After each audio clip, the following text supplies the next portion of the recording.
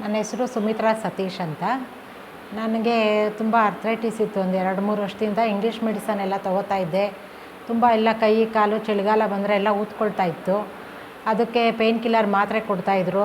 ಆ ಮಾತ್ರೆ ತೊಗೊಂಡಾಗ 2 ದಿವಸ ನನಗೆ ಆರಾಮಿರ್ತಿದ್ದೆ. ಆಮೇಲೆ ಮತ್ತೆ ಮಾಮೂಲಿನೇ ಆಗ್ತಾಯಿತ್ತು. ಮಾತ್ರೆ ತೊಗೊಳ್ತಲೇ ಇರಬೇಕಾಗಿತ್ತು.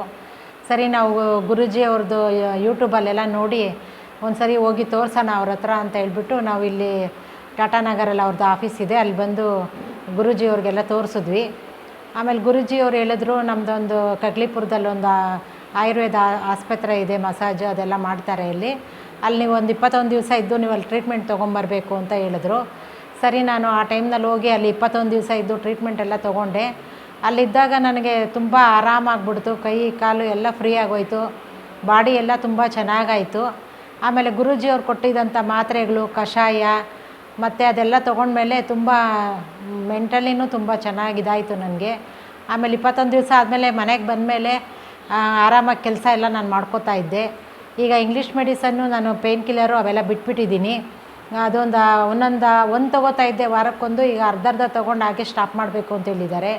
ಮತ್ತು ಗುರೂಜಿಯವ್ರದ್ದು ಮೆಡಿಸನ್ನು ನಾನು 1 ವರ್ಷ ತೊಗೊಂಡ್ರೆ ಇದು ಬುಡ ಸಮೇತ ಹೊಟ್ಟೋಗುತ್ತೆ ಕಾಯಿಲೆ ಅಂತ ಹೇಳಿದ್ದಾರೆ. ಆದ್ದರಿಂದ ನಾನು ಇದನ್ನು 2 ತಿಂಗಳಿಗೊಂದು ಸರಿ ಬಂದು ಎಲ್ಲ ಇಲ್ಲಿ ಮೆಡಿಸನ್ ಎಲ್ಲ ತೊಗೊಂಡು ಹೋಗ್ತಾಯಿದ್ದೀನಿ. ನಾನೀಗ ಆರಾಮಾಗಿದ್ದೀನಿ. ತುಂಬ ಮೈಂಡೆಲ್ಲ ತುಂಬ ಆರಾಮಾಗಿದೆ. ಅಲ್ಲಿ ಕಗ್ಲಿಪುರಕ್ಕೆ ಹೋಗಿ ಬಂದಮೇಲಂತೂ ತುಂಬ ಚೆನ್ನಾಗಾಗಿದ್ದೀನಿ. ನನ್ನ ಹೆಲ್ತ್ ಎಲ್ಲ ಚೆನ್ನಾಗಾಗಿದೆ. ಮತ್ತು ನಾನು ಶುಗರು ಇದೆ ನನಗೆ. ಅದಕ್ಕೂ ಗುರೂಜಿಯವ್ರ ಹತ್ರ ತೋರಿಸಿ ಮೆಡಿಸನ್ ಎಲ್ಲ ತೊಗೋತಾ ಇದ್ದೀನಿ. ಅದು ಎಲ್ಲ ತುಂಬ ಕಂಟ್ರೋಲಿಗೆ ಬರ್ತಾಯಿದೆ ಶುಗರು. ನಮ್ಮ ಡಾಕ್ಟ್ರಿಗೆ ಆಶ್ಚರ್ಯ ಆಯಿತು. ಯಾವಾಗಲೂ ನನ್ನ ಹೈನಲ್ಲೇ ಇರ್ತಾಯಿತ್ತು.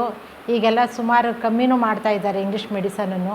ತುಂಬ ಸಂತೋಷ ಆಯಿತು. ಗುರೂಜಿಯವರು ನಮಗೆ ಸಿಕ್ಕಿದ್ದು ತುಂಬ ಅದೃಷ್ಟ ಅಂತ ಅಂದ್ಕೊತೀನಿ.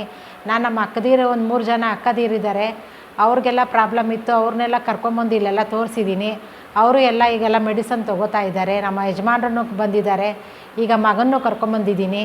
ಎಲ್ಲ ತುಂಬ ಒಳ್ಳೆಯದಾಗಿದೆ. ಗುರೂಜಿ ಅಂಥವ್ರು ಸಿಕ್ಕಿದ್ದು ನಮ್ಮ ಅದೃಷ್ಟ ಅಂತ ನಾನು ತಿಳ್ಕೊತೀನಿ.